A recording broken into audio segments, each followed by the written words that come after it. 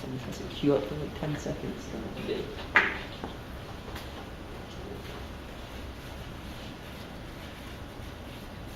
Okay, what's your name and where are you from in the city? Hi, my name is Reid. I grew up in Chicago, born and raised, Southside. And did your parents go to college, Kyle?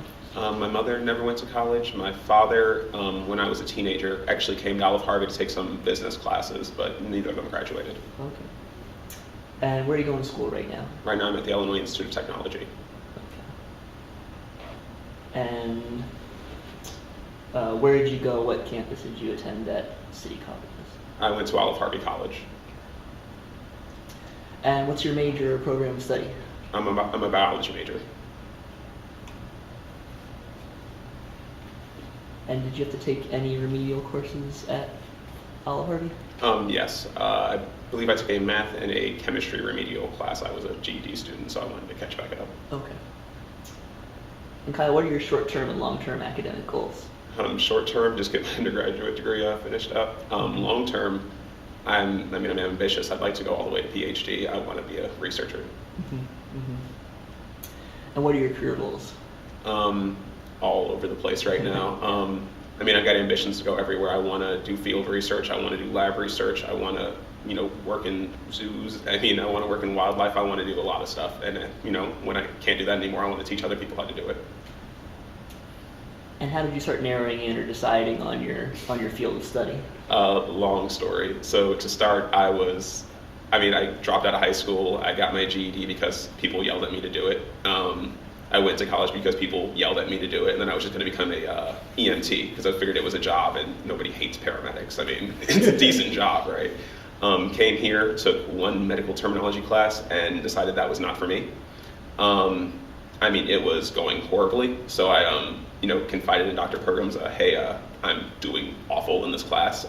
Can you help me, or do you know any other resources? I trust you, And he's sort of like, well, you're doing great in my class. Have you ever thought about it? I'm like, I didn't know this was a job. I didn't know, doing stuff you enjoyed was a job. I thought, jobs were jobs. So once I realized that you could get paid to do something you enjoyed, that's kind of how I ended up down this path. Mm-hmm. And upon entering Olive Harvey, what were your expectations as a new student? My expectations as a new student were non-existent. Like I said, I just wanted people to stop yelling at me to go to school. Once I got here, though, I started realizing, okay, there's a reason people tell you to go to school. You can accomplish stuff. You can, be who you want to be. You're not going to be working a, junky 9 to 5, or, even worse, working in some fast food restaurants. So once I realized that, my expectations were like, okay, now let me get, I don't want to be offensive, but get these people for everything they're willing to give me. Mm-hmm. Mm-hmm.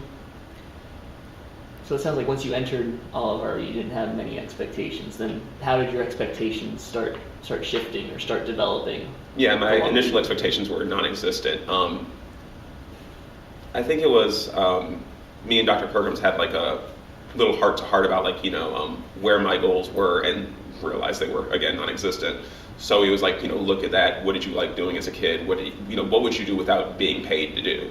And once I started realizing that, it was like, okay, you have these goals now. Who's doing what you want to do, and how do you get in contact with them? What can you learn from other people? And that was big because I was sort of a do-it-yourself person growing up.